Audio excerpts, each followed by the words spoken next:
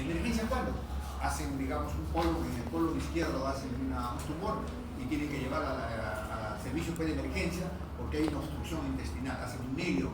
Entonces esto va a condicionar de que haya un problema de tipo, digamos, obstructivo y tenga que ser sometido a cirugía de a nivel del colon derecho ya hemos visto que la anemia es la causa. Si es en el descendente y el sigmoides, hay cambios en los hábitos intestinales, hay dolor abdominal de tipo cólico y hay sangre en algunos casos.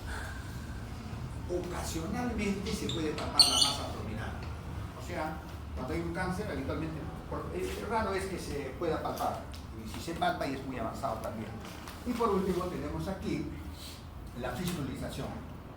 En el fondo, nosotros sí tenemos un alto grado de fistulización. ¿Por qué? Como el cáncer de colon es más en la parte inferior, en el sigmoides y en el recto, entonces gran parte fistuliza la vejiga, a la vejiga. ¿Ya? Nosotros hemos visto y hemos operado a pacientes con fístulas colovesicales, ¿no? ¿Qué pasa? No sabe qué estoy haciendo, no sé qué pasa, estoy en la orina, me salen unos gases, medio raro, y inmediatamente se da cuenta que es cáncer. Entonces, ahí también puede haber, digamos, hematuria, infección urinaria crónica o por esta fístula. Esto del 20% se presenta, digamos, en 20%, ¿no? Se presenta una enfermedad diseminada, ¿ya? O sea, ya prácticamente es inoperable. En los del transverso, peor todavía, no se encontró el transverso, está pegado a todo, al páncreas, al estómago, todo ya es inoperable, ¿no? Es una colostomía descompresiva en el lado derecho y queda. Aquí tenemos, miren, algunas particularidades de la poliposis y algunas y entran. Esto es un cáncer, todo lo demás son pólipos, esto es un cáncer. Y aquí, en la actualidad también se utiliza la tomografía que tiene una forma especial de tomarse, se inyecta gas en el colon, y después se hacen, digamos, los cortes tomográficos y se hace la reconstrucción. Y ustedes pueden ver aquí también los pólipos por la misma característica que se puede ver con la endoscopía, pero lógicamente la endoscopía es mucho más eficaz. Hacen la endoscopía y biopsian el pólipo o los tienen. Miren, dentro de un cuadro de estos características de lo que puede presentarse, peritonitis raro, bastante bajo, incontinencia rectal o intestinal raro, poco, mucorrea igualmente poco, anemia igual, vómitos poco, masa palpable igualmente es poco, o sea, no es, miren, bastante poco, 20%, ¿cierto? Pujos y tenesmo, que va aumentando esto, obstrucción intestinal un poquito más, pérdida de peso se presenta más, sangrado por vía rectal hay en mayor, digamos, intensidad, pero este cuadro viene con la finalidad de decirles de que la persona que tiene cambios en los hábitos evacuatorios tiene una alta posibilidad de tener un cáncer colorectal. Es el que más destaca de todo esto, puedes tener todo esto, pero si tienes esto es un poco más representativo para cáncer colorectal, porque habitualmente todos tenemos, digamos, más o menos algún tipo, digamos, de, en este caso, orden, ¿no? Evacúan, digamos, el intestino en la mañana o en la tarde o en la noche y eso a veces se conserva como una especie de norma, ¿no? O sea, y cuando ocurre esto, sí hay que tener un poco de dificultades, tienen que ver cuál es la posibilidad, digamos, que esto ocurra internamente. Para hacer el diagnóstico, todo esto lo he puesto porque es parte de la historia. Enema de vario con sustancia, digamos, contraste por vía rectal, eso era de los años 70, 60, así se hacía el diagnóstico. Ahora ya no tiene nada que hacer eso. Sigmoidoscopía rígida tampoco, no ayuda mucho porque solamente ve los 15 hasta los 20 centímetros no más, ¿ya? La colonoscopía es el estudio de elección. Si hay alguna posibilidad se hace colonoscopía y ahí se puede ver exactamente, digamos, la colonoscopía tiene que ser total. Se ve, digamos, si hay pólipos, se puede biopsiar los pólipos, se puede tener en 24 o 48 horas el estudio realmente, digamos, directo de si es un tumor benigno, maligno, es un pólipo, digamos, la hematosis, ¿no? La tomografía abdominal, no se olviden que detecta metástasis de 1.5 centímetros, o sea, bastante pequeño. ¿Listo? Las lesiones pulmonares, metástasis pulmonares, se detectan con rayos X sin proyectores, o sea, se nota cómo va creciendo, en el pulmón crece un poco más rápido. Las lesiones hepáticas se hacen con ecografía. La ecografía ayuda para saber, digamos, las características del tumor en un 85%. La ecografía intraoperatoria también ayuda. La urografía excretoria, cuando hay tumores izquierdos o hay, digamos, alteraciones a nivel, o está muy cerca del tumor al uréter, o sea, tanto en el lado derecho como en el izquierdo pueden haber infiltrado el uréter. Entonces la urografía excretoria ayuda para saber si se va a operar, no se van a sacar el uréter también, entonces hay que tener esta particularidad. Y al último les he puesto, al final les he puesto el antígeno carcinoma embrionario. El antígeno carcinoma embrionario en el momento actual no sirve para diagnosticar cáncer de colon, o sea, no le van a decir a un señor, ¿sabes qué? Tengo dificultades abdominales, mire, estoy bajando de peso, hemos hecho un poquito de sangre, heces en la sangre y eso, usted le va a poner un antígeno carcinoma embrionario, no tiene gracia. No tiene porque simplemente no es para descubrir. El antígeno carcinoma embrionario ahora se utiliza solamente para seguimiento. O sea, si a una persona, ya ustedes han probado de que una colonoscopia y no tiene un pólipo, tiene un tumor y lo operan, si tenía el antígeno carcinoma embrionario positivo antes de la operación, probablemente después de la operación, si queda residuo o algo, o está, digamos, reiterando un tumor en algún otro sitio, un metacrónico, entonces este tumor se va a traducir con el antígeno carcinoma embrionario. Pero si ustedes hacen eso y le encuentran, digamos, positivo, el antígeno carcinoma embrionario solo da positivo para aquellos pacientes que tienen tumor diferenciado. O sea, si conocen la clasificación de Broders, hasta 3. Broders 1, 2 y 3. Si es cáncer de colon, les va a dar esto positivo. Pero si es indiferencial, esto va a salir negativo, antes y después de cualquier operación. Si el tumor fue indiferenciado, no hay antígeno carcinoma embrionario, por el hecho de que en ese estado de degeneración, las células que van a invadir ya no producen el antígeno carcinoma embrionario. Ahora, bueno, la colonoscopia, reitero, es de elección. ¿Por qué? Permite realizar biopsias, realiza procedimientos terapéuticos, sacan los pólipos, localiza las lesiones sincrónicas, si están en otra parte del tubo digestivo, en el colon derecho, izquierdo, qué sé yo, identifica lesiones asociadas, puede haber alguna otra asociación con algo, seguimiento a pacientes con riesgo, que ya se hace a futuro, ¿cierto? Y permite el seguimiento a todos los operados. Entonces, la colonoscopia es el, digamos, examen y el seguimiento que debe hacerse a todos esos pacientes que se operan o se le ha hecho polipectomía. Se les hace polipectomía y hay que estar seguros, reitero, que si le van a hacer colonoscopia tiene que ser de colon total. Entonces, ¿ya sabe qué? Yo tengo un amigo que tenía pólipos en la región del cicoide, le sacaron 8 pólipos, creo, y le dijeron, bueno, ahí nomás en la segunda te hacemos, o sea, en la otra oportunidad le dejaron, yo le dije, pero usted debe hacer todo el colon. No, me dice, me ha hecho ahí porque me han sacado 8 pólipos, no me pueden sacar más. Y él, como pensó que le habían sacado todo, se olvidó. Y después de 4 meses, medio año creo, me sale, oye, ya salió un tumor acá y era un cáncer de colon. O sea, era uno que tenía sincrónico probablemente con ellos. Y de esos pólipos que le sacaron, ni uno era neoplásico. O sea, eran pólipos, ¿no? Le sacaron todos y le dijeron que le iban a hacer después para completar la colon. Entonces, creo que una indicación sería, no debe hacerse parcialmente. Tiene que ser todo el colon y actuar, digamos, sobre todos los pólipos que fuese posible. Bueno, ahí tienen ustedes han visto, han hecho gastroenterología ya, acá te introducen la fibra de Viro, el colonoscopio, llegan al ciego, observan todo y pueden captar si hay una lesión, 2 lesiones, y si estas lesiones tienen algún grado de degeneración, y pueden hacer polipectomía, inclusive de todos los que se puedan, siempre y cuando estos tengan algo de pediculado. Porque si son sésiles, hay que mapearlos bien. Ustedes van a sacar, digamos, 10 pólipos. Entonces tienen que saber el pólipo que estaba degenerando, qué número era y en qué lugar estaba, para poder tratarlo eso y para poder hacer, si es que hay posibilidades, una resección. Porque no van a sacar los 10 pólipos y no van a saber de dónde van a eliminar la parte del ciego y del intestino que está comprometido, ¿no? Bueno, entonces tenemos aquí la tomografía.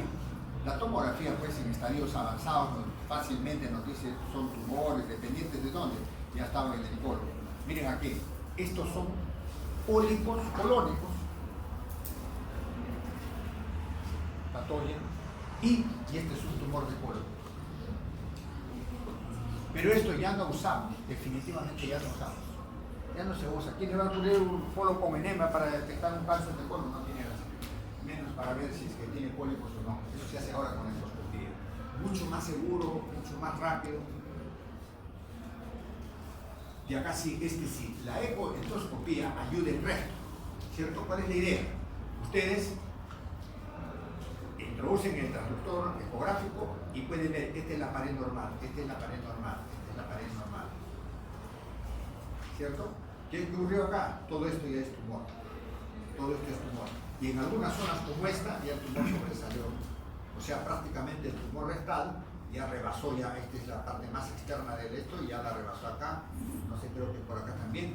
Pero ya va, digamos, diciéndonos que la profundidad no es tan simple. O sea, ha rebasado y ha llegado, digamos, a órganos vecinos. Ahora puede ser de que algún órgano vecino esté acá, o intestino, o simplemente, digamos, probablemente cualquier otro. Entonces, la ecoendoscopía ayuda en ese sentido. Antes de las operaciones en las zonas especiales, el proceso de su ecoendoscopía necesita. Ahora, la diseminación hematógena es otro gran problema. Miren, ustedes ven aquí, el hígado es el más especial, es el que mejor recibe todo tipo de metástasis. El hígado es el que se llena. Y después, bueno, ¿no? Los pulmones. Ya saben por qué, porque los dos son filtros biológicos, tanto el hígado como los pulmones. Por ahí la sangre pasa y va llevando todo lo que puede de lo que viene a ser la circulación portal. Entonces, esto va a darse, digamos, en estos casos. Ahora, las otras partes, como por ejemplo el sistema nervioso central, 1%, bastante poco. Suprarrenales 1%, ovarios 3 a 5%, huesos también del 5 a 10%, un poco más elevado que los demás. Pero en pulmones y riñones vamos a tener la mayor, digamos, posibilidad de metástasis. Y ahora tenemos aquí cómo se distribuyen los cánceres. A mí me preguntaban, oye, ¿por qué en la parte baja hay más? Era lógico, por el hecho de que todo lo que comemos ahora va a ir a un reservorio. Ese reservorio se va a llamar recto sigmoides. Y el recto sigmoides va a ponerse en contacto con todos los cancerígenos. El estreñido tiene más posibilidades, digamos, de tener la posibilidad de hacer cáncer. Entonces, es la razón por la cual, miren, el resto tiene 50%. 20% ¿quién tiene? El sigmoides. O sea, acá tenemos el 70%. Quiere decir que estos tumores ya no estaban tan dispersos como antaño. Antiguamente los tumores estaban un poquito más dispersados. Ahora tenemos el 70% en el recto sigmoides. Y después, en el colon ascendente, miren, y ciego, miren, una pequeña cantidad, 16%. En el ángulo esplénico del colon transverso, es un 6 a 8%, y en el colon descendente está solamente, digamos, un 6%. Entonces, esta es la distribución de los cánceres de colon, por lo menos ahora. Diagnóstico diferencial. ¿Cómo diagnosticamos ahora? ¿Cómo podemos saber qué es otra enfermedad? Ahí tienen, hay múltiples enfermedades que pueden confundirse con un cáncer de colon. La enfermedad diverticular con estenosis. Ya saben que la enfermedad diverticular o produce estenosis, o produce sangrado, o produce perforación. O sea, el divertículo cuando se perfora, pues ya saben todos los problemas a nivel intraabdominal. Entonces tenemos la enfermedad diverticular. La colitis isquémica, el son estenótico, es también otro problema. La estenosis colónica por Crohn, otro problema, va a llevar a la estrechez, al alivio mecánico. Las lesiones granulomatosas, las estenosis rectales benignas y la úlcera rectal solitaria. Estas estenosis rectales benignas y la úlcera rectal solitaria es en algunos casos por lipogranuloma benéfico. No tuvimos la oportunidad de tener este tipo de casos. Niños o jovencitos. Y acá tenemos la edad. Miren, ¿cómo se presenta? Acá tenemos, primero tenemos menos del 40% está acá, ¿no es cierto? ¿En qué edad? Antes de los... menos de 40 años, perdón, disculpen. Menos de 40 años es menos del 5%. De 40 a 49 años tenemos menos del 10%. De 50 a 59 años tenemos prácticamente 18%. De 60 a 69 años estamos aquí, más o menos en 26, 27. ¿Ya? De 70 a 79 años estamos ya en un 30%. Y lo raro es acá. Oiga, un día estábamos discutiendo con un colega y me dice, oye, pero después de los 80 años ya no da cáncer de colon. Sí le digo porque ya la mayoría se ha muerto, pero también tú qué quieres, encontrar de 80 años que toda la gente. No, ni hablar. Entonces no es que tenga más resistencia. Aunque los que llegan a 80 años son sanos, definitivamente también hay que decirlo, ¿no? Pero es menos la frecuencia por el hecho de que menos es la población y habitualmente tiene también otro tipo de enfermedades. Entonces, la edad es básica, les decía, de 50 a los 70 años es el punto, digamos, clave, ¿no? De 50 que está acá, son los 50, de 60 a 69, de los 70. Entonces, esta es otra cosa que en el momento actual ya se sabe, definitivamente. Miren, estos criterios de Ámsterdam trataban de ver qué pasaba en una familia, y eso es lo que pasa. Si ustedes tienen por lo menos 3 familiares con cáncer colorectal y uno de ellos debe ser pariente de primer grado de los otros 2, definitivamente ahí tienen factores genéticos para cáncer. Lo que quiero decir es simple: si el papá tiene y el hijo tiene, el nieto va a tener, y probablemente los descendientes y más allá. Ahora, el cáncer colorectal que afecta por lo menos a 2 generaciones ya definitivamente es sospechoso. Y por último, aquellos que tengan 1 o más casos de cáncer colorectal antes de los 50 años, ¿cierto? En familiares se supone. Entonces, antes de los 50 años, 82 antes de los 50 años, bien raro. Entonces, estos criterios se tomaban en cuenta por los problemas del tipo genético que había en grupos familiares. Yo tuve unos amigos, les digo, que la mamá tenía cáncer de colon, la hija falleció de cáncer de colon, y el hijo, que era de mi generación, también falleció de cáncer de colon hace años ya. Ninguno llegó ni a los 50 años, creo que antes de los 50, 40 años fallecieron los. La mamá era la mayor, la mamá fallecería a los 60 años y los hijos fallecieron antes de los 40 años, los dos hijos. Entonces, eso más o menos lo vi en una familia.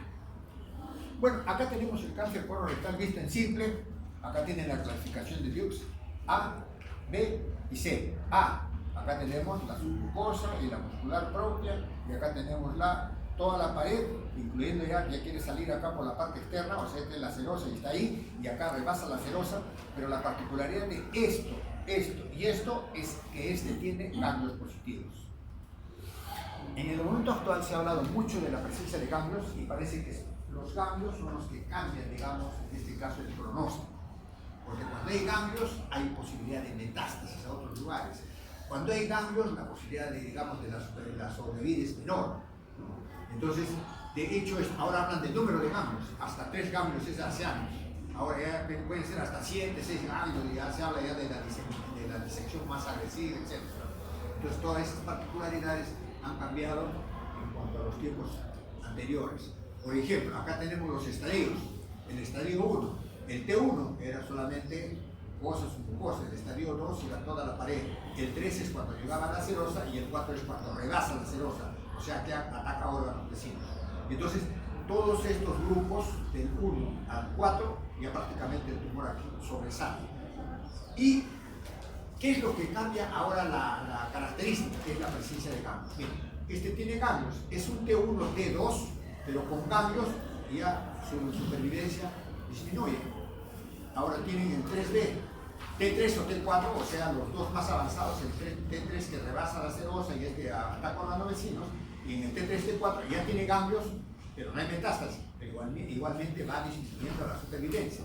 Igualmente en el 3C, este 1 o T4 con N1, todavía N0, pero igualmente va disminuyendo la supervivencia.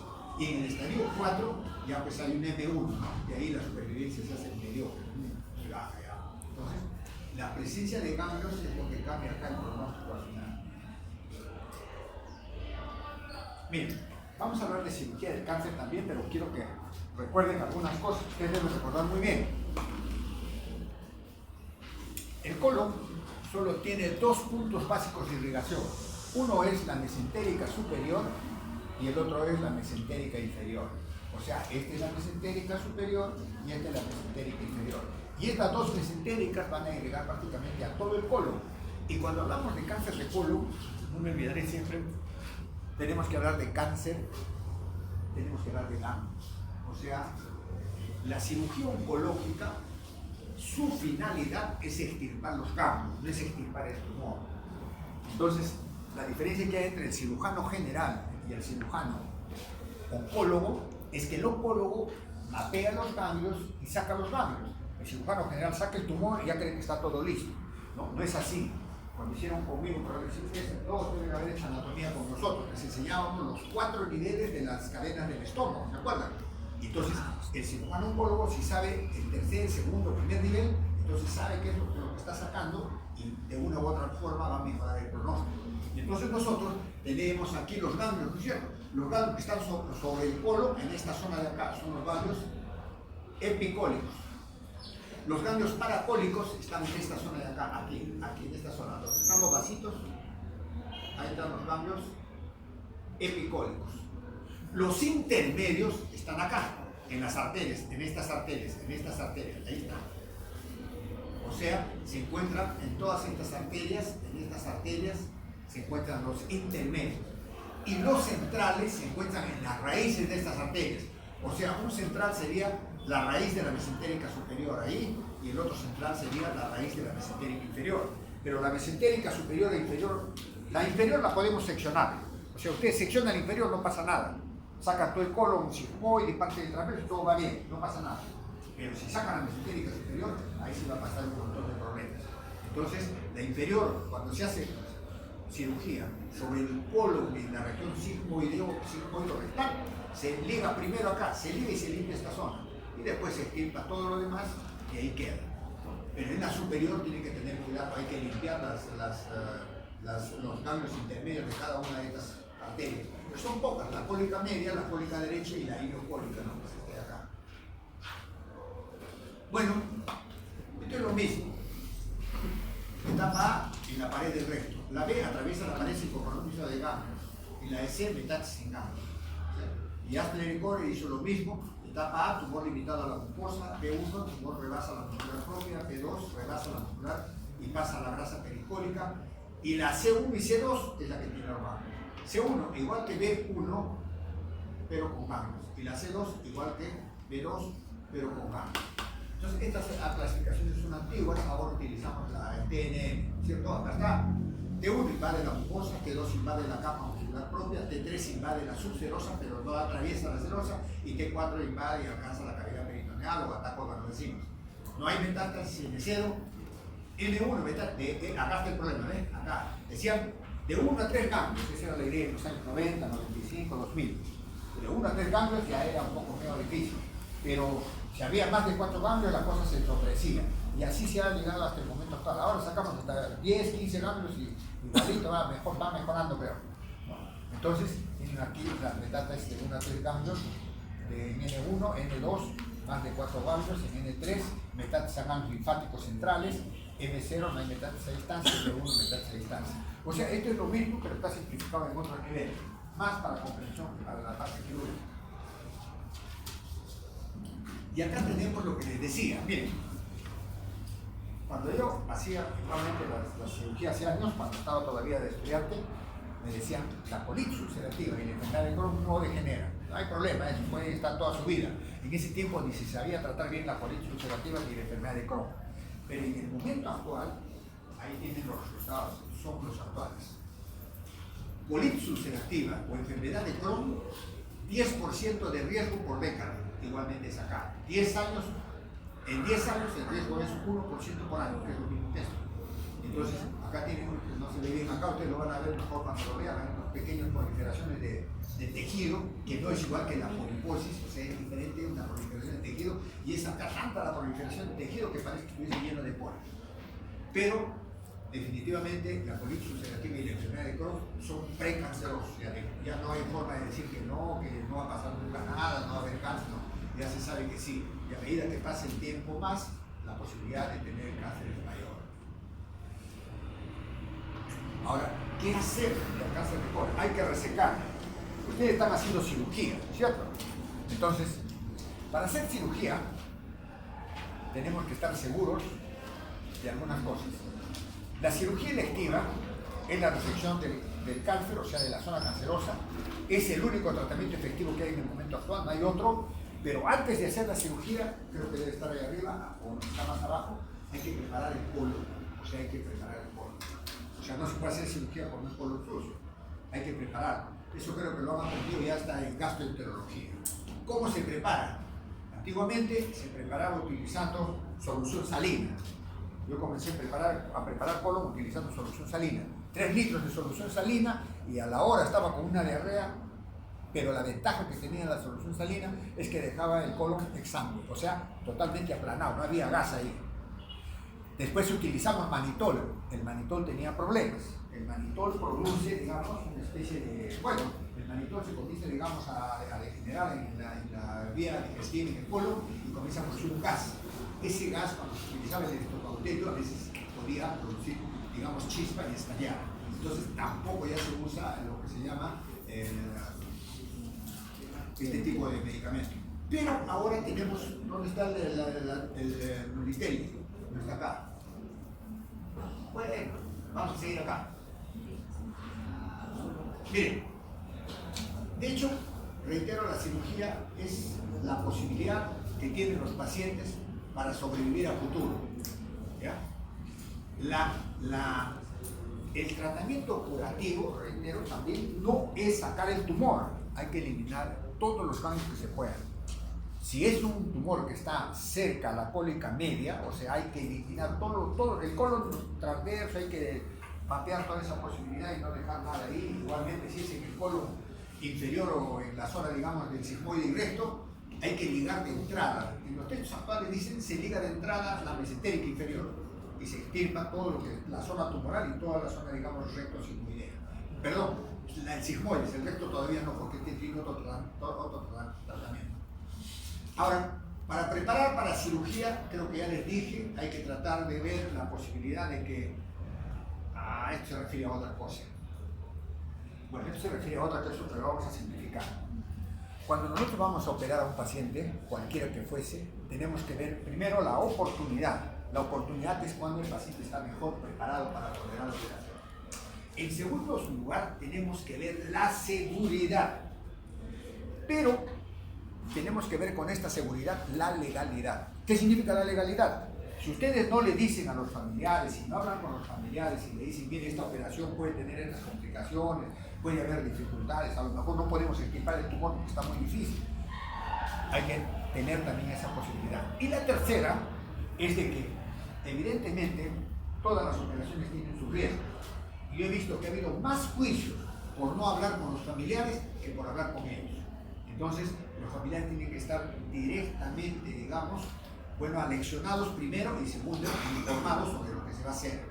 Porque a veces hay, digamos, una serie de complicaciones así que podrían no haberse presentado, ¿no? Entonces uno a veces entra como buena gente a operar y resulta terminando con un juicio. Y todavía lo tratan de, ¿cómo le llaman ahora? Es bien fácil ese término, ¿no? Negligencia médica. Y eso lo hacen cada rato. Ustedes ven a veces, no sé, creo que la última fue de un señor que va a hacer, ese se hace, eso no es una negligencia, es una atrocidad. Que va a hacer una, ¿cómo fue? Una liposucción, fue, ¿no? Una señorita liposucción. Le hace la liposucción, resulta que el anestesiólogo no es anestesiólogo, el cirujano no es cirujano. Ahí sí, eso es terrible, pues, ¿no? Ahí sí es la cosa acá. Eso ya no es negligencia, es otra cosa peor. Miren, esto es lo que le quería decir antes. La preparación tiene que ser, primero, hay tres formas de preparar: anterógrada, retrógrada y mixta. Anterógrada, como les decía, dándole, digamos, solución salina, o ahora se utiliza esto, el polietilenglicol, que es el Nulitelli, 3, 4 o 5 horas antes de la operación. Segundo, ¿en todo se puede preparar por vía directa o anterógrada? No. Si un paciente ya tiene distensión abdominal, si ustedes ven que tiene una estrechez en la zona del sigmoide, no le van a dar esta preparación. ¿Por qué? Porque va a tener al día siguiente de la operación, va a tener un bolsón ahí de líquido que no van a saber qué hacer con él. ¿Ya? Entonces, a esos pacientes hay que prepararlos de otra forma. Entonces, ¿qué se hace? Se utiliza primero la dieta sin residuos. Usted no va a comer nada que tenga residuo 4 o 5 días antes. Le dan todo lo que quiera, que sea proteínas, todo lo que sea, pero que no tenga residuo. Y sobre eso le van dando un laxante suave. Un laxante suave. Y después, antes de la operación, le ponen sus enemitas también, para limpiar el colon, que está estrechado, está estenosado en la parte distal, ¿no? Entonces, no necesariamente solo tiene que ser por vía, la parte, digamos, por vía oral, o sea, anterógrada. Ahora, ¿qué hay que hacer también? Ustedes esto lo van a aprender fácilmente, pero todos los pacientes que se operan de cualquier enfermedad, como es una resección de colon donde hay cualquier cantidad de bacterias en la luz, por muy bien que lo preparen, siempre va a tener infección, o sea, va a tener bacterias ahí. O sea, la infección es una de las posibilidades. Entonces se da quimioterapia profiláctica o antibiótico-terapia profiláctica. ¿Qué utilizamos nosotros? Casi siempre utilizábamos ceftriaxona con metronidazol. Le dábamos una dosis el día que se terminaba de preparar la noche anterior, tómese por la boca nomás, ya, 2 gramos de metronidazol. Y en la mañana siguiente, a la hora que íbamos a comenzar la intervención, le dábamos por vía endovenosa 1 gramo de metronidazol y 2 gramos de ceftriaxona, y ahí quedaba, no se le da más. Esa era la profilaxis. ¿Listo? Ahora, esto de la preparación, como les digo, es importantísimo. Otra cosa que hay que tener acá es la profilaxis tromboembólica. Por suerte en Perú no existe mucho este problema. Es raro, yo diría, ¿no? Es mucho más frecuente en Estados Unidos, que tienen, parece, un poco más bueno, son un poco más obesos, tienen mayor grasa circulante, etc. Y esto previene o propone o hay mayor posibilidad de tromboembolismo. Nosotros casi nunca hemos puesto heparina subcutánea para operar a sus pacientes. ¿Acaso en los pelos normales no pasa nada, absolutamente nada? Pero en otros lugares sí tienen que utilizar la profilaxis tromboembólica con heparina subcutánea. Ahora ya saben que hay varios tipos de heparina, la flaxheparina, enoxaparina, todos se utilizan sin mayores problemas sobre la coagulación, pero sí se utiliza para el tromboembolismo.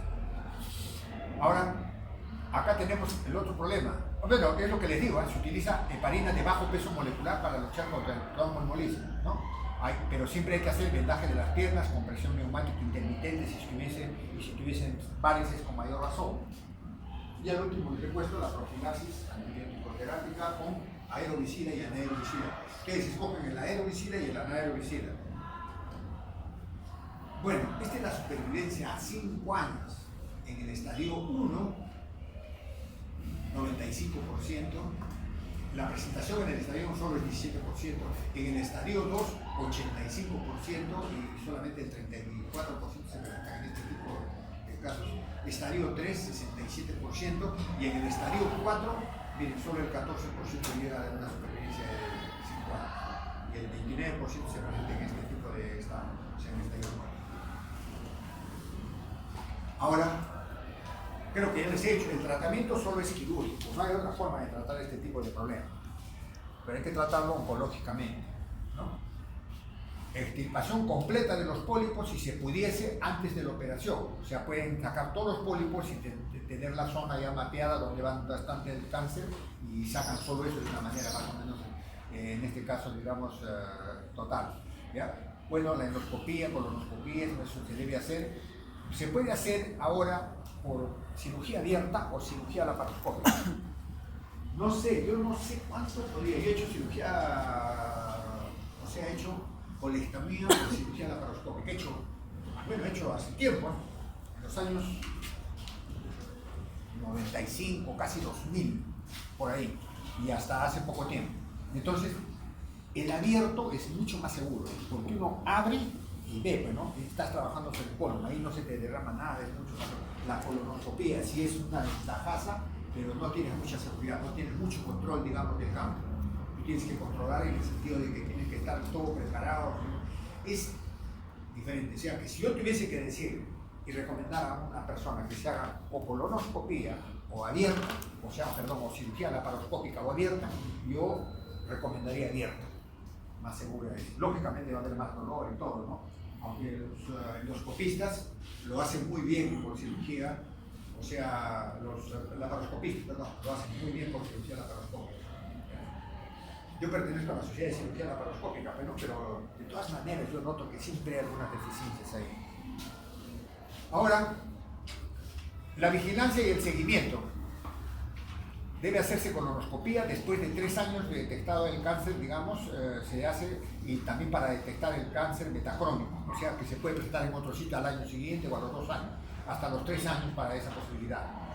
Y ya no se utilizan radiografías con enema varitado para la vigilancia, eso ya no tiene nada que hacer, reitero, ya la radiografía para manejo de, digamos, intraluminales no sirve para nada. Bueno, este es un fluxograma que hacer, ¿no? Lesión de colon, de cuadro clínico, colonoscopía con biopsia, y al examen físico ver si es un carcinoma, estadiar el carcinoma y ir a cirugía. Nosotros en este instante vamos a decidir si es curativa o es paliativa. Si es curativa, ¿en dónde está localizado? ¿En dónde está localizado? Y para hacerlo más conveniente. Y si es paliativa, igualmente, ¿no? ¿Va a ir a resección o va a ser con una solostomía? O sea, una colostomía, perdón. ¿Ya?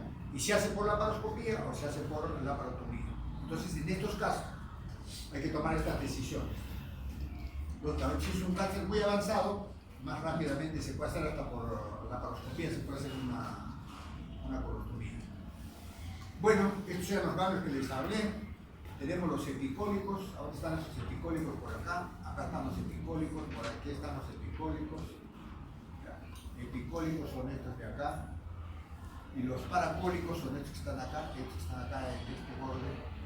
Los intermedios son estos de aquí son los intermedios, todos estos son intermedios, y los centrales son estos, donde está la mesentérica inferior, acá están los centrales de la mesentérica inferior, y los centrales de la mesentérica superior están aquí.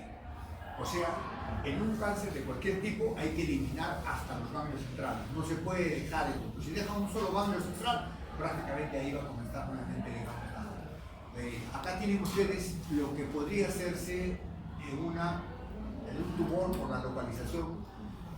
Este está en el ciego y casi en el colon ascendente. Miren todo lo que hay que eliminar. Hay que eliminar, esta es la raíz de acá está la cólica media, esta es la rama, no, esta no es la rama, mal hecho este dibujo, ¿no? Porque la cólica media sale hacia arriba y se bifurca acá, en esta zona de acá, para el lado izquierdo y para el lado derecho. Acá lo han sacado muy bajo, lo han llevado para aquí, y ahí lo han hecho, no sé cómo le van a dar la vuelta por acá. Y la cólica izquierda tampoco no es así, es más pegada acá. Bueno, en el mejor de los casos hay que eliminar la rama izquierda, derecha de la cólica media y todo, digamos, lo que corresponde a esto. Y la iliocólica sale de casi en la raíz, y esta de acá hay que sacarla sin la raíz, la cólica derecha, y la cólica media sería esta, la cólica derecha, la iliocólica. En un cáncer aquí casi es lo mismo, pero hay que extenderse. Toda la cólica media va a salir aquí, prácticamente van a dejar solamente el lado izquierdo. Todo esto va a salir. Y aquí, en un cáncer del colon transverso, hay que eliminar la cólica media en la raíz y borrar todo esto. Y lógicamente, en la raíz de la mesentérica superior, que es de donde sale la cólica media, también hay que limpiar los ganglios, ¿no? O sea, no es solamente sacar la cólica media en la raíz. ¿Listo?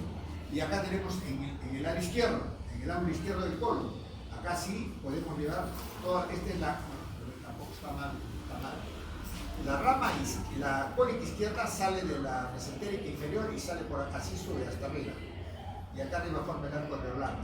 Pero aquí vemos que hay que eliminar toda esta zona que pertenecería a la cólica izquierda y la rama izquierda de la cólica media acá para eliminar esta zona. Y aquí no han hecho lo que les dije, está mal este dibujo también, hay que eliminar en la base de la mesentérica inferior. Esta es la mesentérica inferior, se elimina en ese punto y se saca todo esto y no pasa absolutamente nada en la red. ¿Listo? Y acá igualmente es un tumor avanzado, entre comillas, pero acá deberían atacar igualmente la raíz de la mesentérica inferior. Entonces, en todos los casos están haciéndolo por partes. Y de hecho, ¿por qué digo esto? Porque fácilmente podrían quedar ganglios intermedios en esta zona. Y después ganglios centrales más arriba. Como ustedes lo ven interesantemente, pero a la hora de aplicarle el conocimiento oncológico aquí cambia la figura. Deberían eliminar, como les digo, los ganglios centrales, que son parte importante de la cosa. Bueno, y aquí tenemos 3 o 4, creo, miren, cáncer colorectales. Aquí ha eliminado en la base, en la raíz, eliminado esta es la cólica media, ¿cierto? Ha eliminado, se ha llevado todo esto y lo otro, y este es el tumor está acá. Una vez que elimine eso, ya elimina los ganglios que están en la raíz, o sea, los principales o centrales.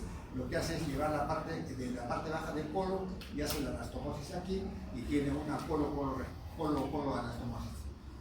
Aquí, este igual ha hecho lo mismo. O sea, miren, este dibujo era eliminar la raíz de la mesentérica inferior aquí, llevarse todo esto hasta aquí y no pasaba absolutamente nada. ¿Por qué? Toda esta zona de acá tiene 9 arterias. El resto y esta zona del cifoide tiene 9 arterias. Tienen 2 sacras laterales por cada lado, tienen hay una rectal posterior que es la prolongación de la aorta.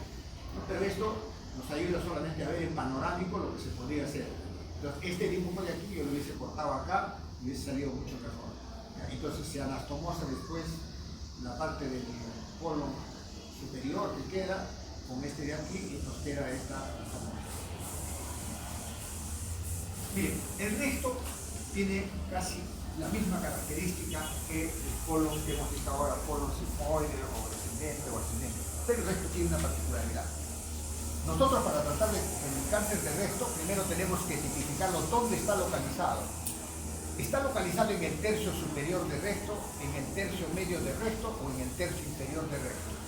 Los tumores que están localizados en el tercio inferior de recto y en el tercio medio de recto, o sea, en este tercio medio de recto, en este tercio inferior de este tercio medio de recto o en el tercio inferior de recto, deben ir a la operación de Myers, o sea, a la resección abdominoperineal. Ahora, ¿cuándo podría hacerse eso y cuándo quizás habría que tratar, digamos, de tener un poco en este caso, de cuidado y no hacerlo, digamos, tan agresivo? Cuando el tumor que está aquí, el tumor que está en el tercio medio de recto, nos dé por lo menos aquí unos 4 centímetros reales para poder hacer la anastomosis. Aunque ahora los endoscopistas dicen que lo hacen en 2 centímetros. Oiga, pero mi pregunta es, ¿y si esos 2 centímetros están invadidos por tumor, va a ser un gran problema? Y entonces, la idea es que tenga unos 4 centímetros, o sea, tendría que estar en este nivel. Si está en ese nivel, va a resección anterior baja. O sea, se hace la resección hacia la parte superior, se elimina toda la parte anterior y se anastomosa en esta zona de acá. Pero, de lo contrario, debe irse a resección abdominoperineal, o sea, amputación de recto. Entonces, esta es la resección abdominoperineal. ¿Qué se toma acá? Se toma parte del sigmoides o casi todo el sigmoides, se elimina todo el sigmoides, se elimina todo el recto y acá sí creo que lo han hecho muy bien. Están eliminando ¿dónde? La mesentérica inferior en la raíz. Esa es la idea. ¿Ya? Esta es la mesentérica inferior en la raíz. No sé si la han eliminado, pero yo supongo que sí.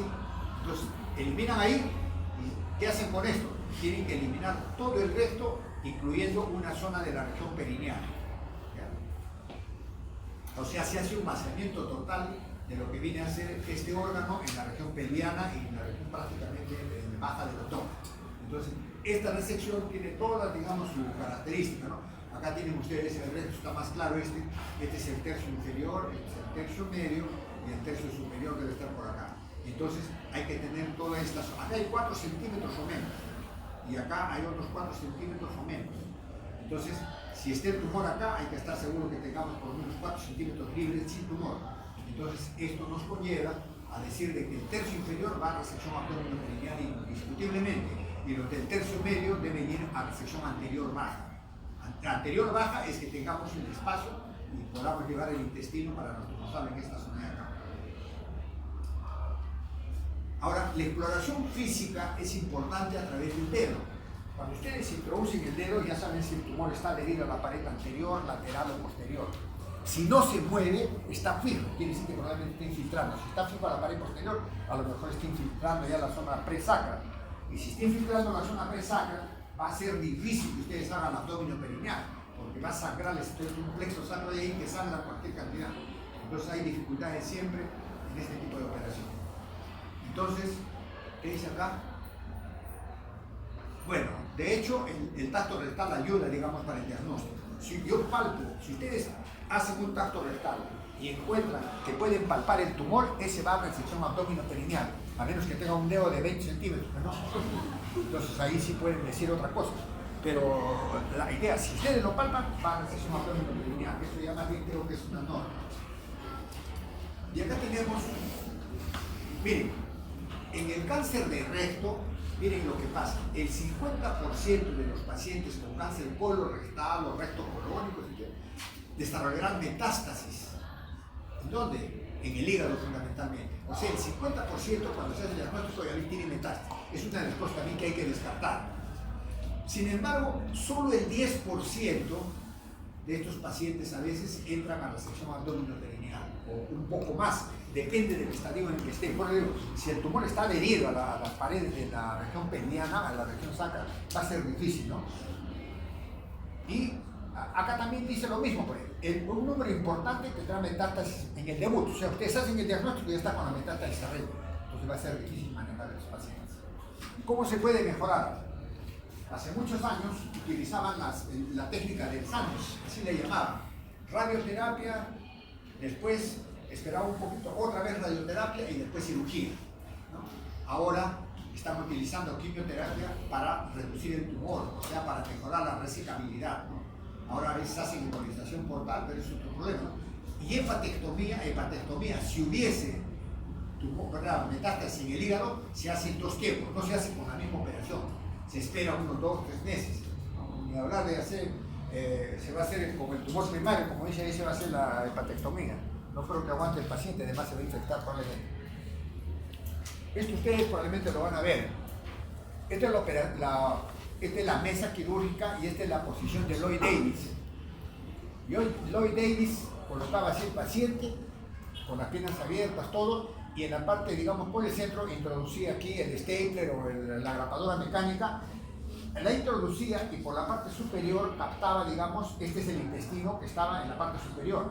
Entonces el cirujano que está arriba introduce el cabezal aquí, hace una jareta en esta zona y eso lo jala acá, lo jala, junta los dos y lo único que tiene que hacer es disparar. O sea, hace un disparo, hay una doble hilera de grapas, inmediatamente esto tiene una cuchilla, tiene en el entorno que va a cortar lo que queda, digamos, en los lados, digamos, en toda la periferia, es circular la cuchilla, y entonces deja esto, deja las grapas en ambos lados, en la parte superior e inferior, y salen, digamos, aquí unas donas, unos circulitos, ¿no?, una circunferencia del resto, y se supone que todavía, aún así, habiendo hecho esto, tiene que probarse que por aquí no haya filtración. Entonces, ¿qué se hacía? Lo que hacíamos era introducir azul de metileno en el recto. O sea, se le introducía azul de metileno y se le colocaba una gasita alrededor de la anastomosis. Si no filtraba nada, simplemente lo dejábamos así. Si filtraba un poquito, veíamos cuál era el lugar. Era horas 12, horas 6, horas 9 o 3. Entonces, en esa zona reparábamos o tratábamos, digamos, de reforzar. Entonces, de esta es la forma como se opera actualmente. O sea, es bien difícil. Ojo, y esto no es un abdomino perineal, esta es una reflexión anterior baja. El abdomino perineal se utiliza la misma posición, pero ya tiene que extirparse toda la parte distal. Complicaciones de cualquier cirugía colorectal. Tenemos respiratorio. 30% se complican, más o menos, y tienen sus dificultades. Pueden ser complicaciones respiratorias, desde neumonías, bronquitis, etc. Puede haber problemas cardíacos, infecciones de herida, que actualmente se han minimizado bastante, infecciones de orina, que son más frecuentes, puede haber dehiscencia en la anastomosis, es raro también esto, ¿no? Y hemorragia de la anastomosis también es raro, o sea que actualmente con los aparatos que ustedes ven ahí, todos los aparatos, los monopolares, los bipolares, el Ligasure, después otra serie de esto, pueden inclusive hacer una hemostasia total. Si no han visto todavía, van a ver probablemente, ahora se hace la histerectomía, que los cirujanos ginecológicos ponen 3 nudos a la uterina, agarran con el Ligasure, lo queman 2 veces y se acabó, y cortan nomás. No pasa nada. No pasa, ya sabemos que no pasa nada, pero los cirujanos todavía piensan que puede pasar algo. Entonces, siempre le ponen su nudito encima. Bueno, estos son los que hemos dicho, ¿no? Ahora, si hubiese metástasis, ¿cuál sería la idea? Si ustedes lo piensan simple, es así. Si tiene una metástasis, por decir, de 2 centímetros o 3 centímetros en el hígado derecho o en el hígado izquierdo, en la misma operación no sería necesario hacer extirpar la metástasis. Habría que esperar unos 3 meses o 2 meses o 4 meses mejor, porque esa metástasis es un poco lenta. Y después de eso, le toma una tomografía y va a pasar 2 cosas. Que va a ser una bendición que no haya otra metástasis o que encuentren más de una.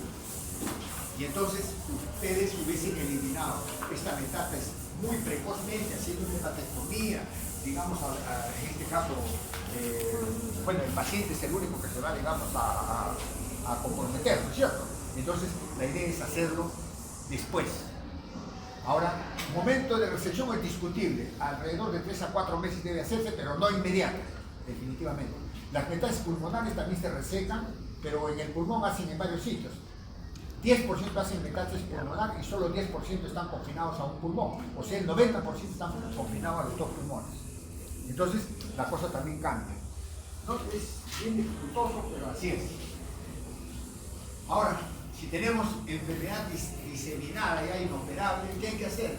Actualmente existen todavía estos medicamentos, pero hay otros mucho mejores. Ahora la terapéutica biológica para el cáncer es diferente, es totalmente diferente, esto es lo antiguo. ¿Ya? El metotrexato, el mitomycin, ha pasado a la historia ya. Ahora hay que hacer, pero es demasiado costoso. Entonces, $15,000 o soles cuesta cada una de los tratamientos, o sea, semanales, cada 15 días. Bueno, cuando uno tiene dificultades y no hay mayor cosa que hacer, se le hace una colostomía. Tienen la colostomía, la conocen bien, su bolsa, que espere el tiempo necesario. Esto se puede hacer por cirugía benigna o por cáncer también. Se extirpa la tumoración y no se puede hacer la anastomosis porque está muy sucio el colon, el paciente está muy anémico, está, digamos, con alguna valvulopatía, alguna cosa, se lo deja así nomás y se espera un tiempo mejor. Bueno, esta es la resección endoscópica de los pólipos, ¿no? Hay que resecar los pólipos que sean necesarios, se los va resecando, se los va eliminando y se va haciendo el seguimiento si es que estos pólipos no son malignos. Y si son malignos, y hay que entrar a hacerlos elegir. Si hay algún grado de malignidad, ver cuánto ha quedado en la base, si hay alguna posibilidad de que sea, digamos, un ganglio haya quedado positivo, para entrar a resecar ya con la parotomía, o si no, en este caso, resección del colon de la zona. La reducción de la mortalidad por cáncer, definitivamente la prevención primaria es lo básico. Prevención primaria, el diagnóstico precoz, y de hecho, con esto hemos, digamos, mejorado todas las técnicas diagnósticas actuales, son mucho mejores que las anteriores. Ustedes le hacen la endoscopía o la colonoscopía y de enfrente tienen su tomografía para mapear, para hacer el estadiaje, ¿no? Y el PET scan, que es mucho mejor en el momento también, ¿no? O sea, todo esto ayuda a que las cosas vayan mejor. Acá miren, una lesión elevada, es un cáncer. Acá tienen, todo esto se refiere a la colitis ulcerativa. Los pronósticos a este problema. El pronóstico, creo que ya lo dije, tiene buen pronóstico aquel paciente al cual se le ha hecho una resección oncológica. O sea, se ha resecado totalmente, digamos, el tumor y los ganglios aledaños, y se ha probado de que la cirugía esté más o menos expedita. Tras la extirpación quirúrgica completa, ya que infiltra esterosos, órganos vecinos, se elimina todo eso, ¿no? Tumores, son tumores en T4. Se elimina la afectación de todos los ganglios linfáticos regionales. Si hay invasión linfovascular, también hay que ampliar esto, ¿no?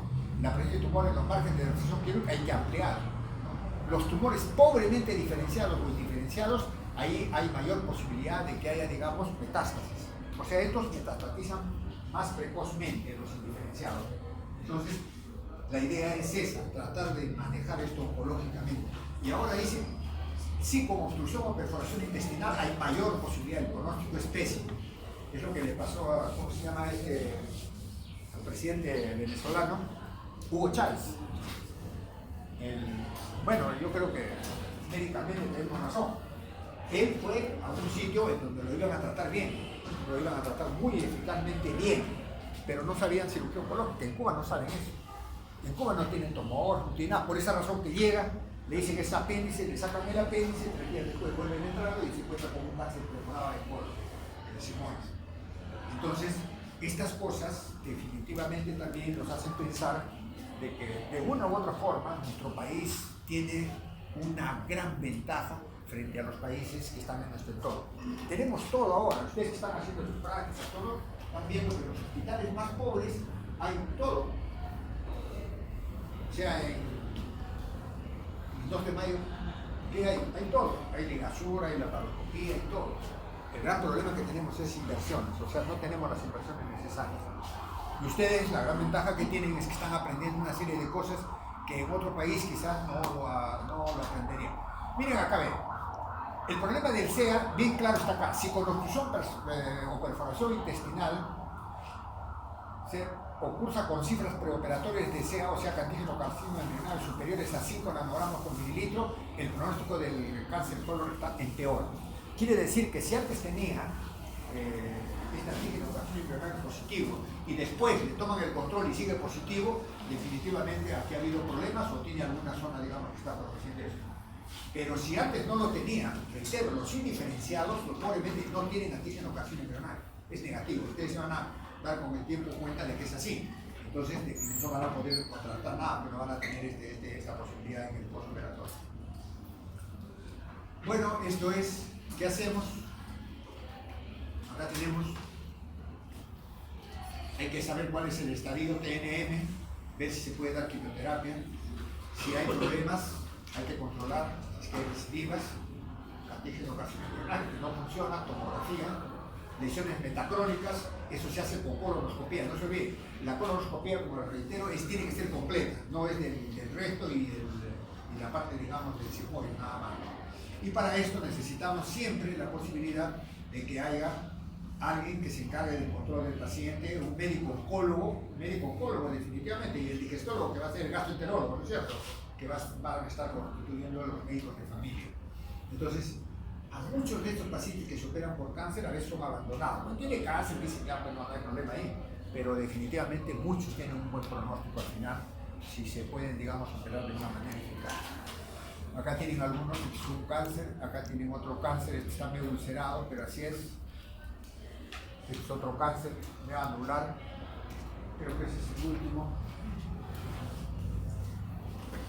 Les agradezco la atención, pero discúlpenme la vez pasada, realmente no pude venir porque estaba en líos, ya que ahora están